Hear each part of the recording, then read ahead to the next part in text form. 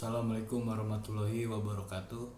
Saya Diulanto ingin menjawab soal ujian Ceng Manajemen pada soal nomor 1 berikut. Ini merupakan macam-macam perubahan. Yang pertama, perubahan tidak berencana, yaitu perubahan karena perkembangan atau development change.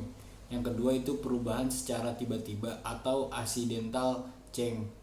Lalu pada perubahan berencana, perubahan yang disengaja atau disengaja oleh manajemen dan penerapan manusia secara sistematik dan tepat yang bermaksud melakukan tindakan dan usaha untuk mengumpulkan dan menggunakan data dan informasi untuk memecahkan persoalan sosial. Lalu soal nomor 2, sebutkan tahapan dalam melakukan manajemen perubahan. Pada tahap pertama, tahap ke-1 yaitu melakukan identifikasi perubahan yang dapat mengenal perubahan yang akan dilakukan atau terjadi oleh seorang atau kelompok untuk identifikasi perubahan. Tahap kedua, melakukan tahap perencanaan. Tahap ini harus dianalisa dengan diagnosa situasional, teknik, pemilihan strategi umum dan pemilihan. Lalu pada tahap ketiga, tahap melakukan implementasi perubahan yang terjadi, proses pencairan perubahan dan pembekuan yang menyebabkan timbul masalah dan perlu dilakukan monitoring perubahan.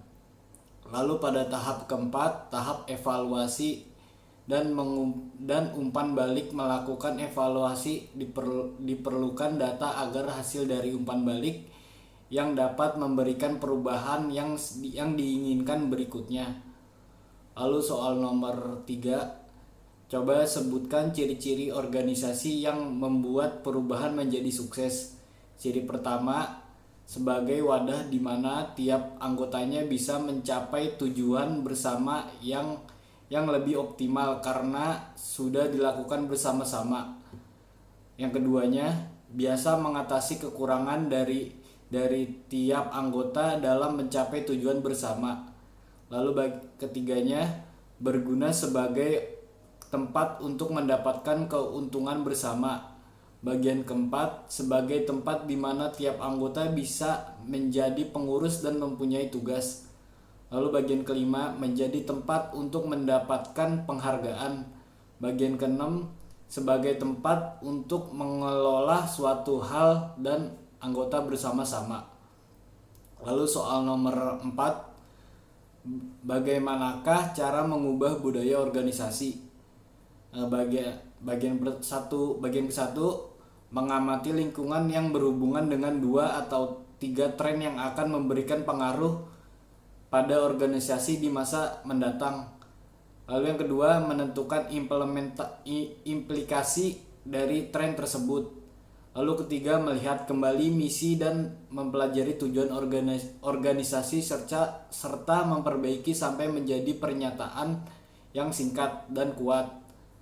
Lalu keempatnya, melarang hierarki lama yang diwariskan dari membangun struktur dan sistem manajemen yang fleksibel dan cair. Lalu kelimanya, berkomunikasi beberapa pesan yang kuat dan menggerakkan yang dapat memobilisasi orang dalam misi, tujuan, dan nilai organisasi. Lalu soal nomor 5, sebutkan dan jelaskan teknik dalam mengurangi tantangan perubahan. Ada beberapa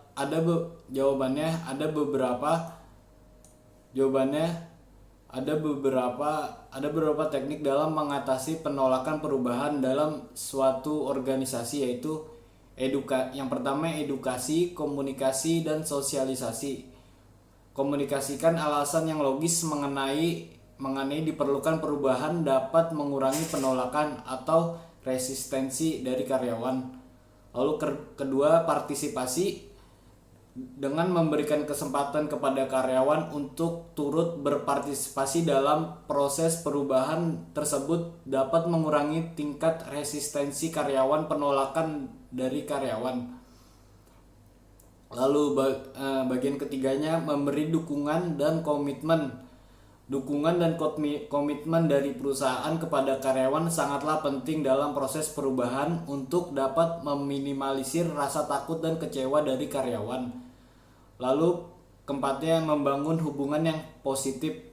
Karyawan akan lebih bersedia untuk menerima perubahan apabila karyawan memiliki kepercayaan terhadap manajemen yang menerapkan proses perubahan. Lalu bagian kelimanya, menerapkan perubahan secara adil. Dengan menerapkan perubahan itu secara adil kepada seluruh karyawannya, bahkan termasuk kepada top manajemennya, ini menjadi penentu ekspektasi karyawan terhadap perubahan yang adil adalah sangat penting. Mungkin sekian yang jawaban yang bisa saya sampaikan, kurang lebihnya mohon maaf. Assalamualaikum warahmatullahi wabarakatuh.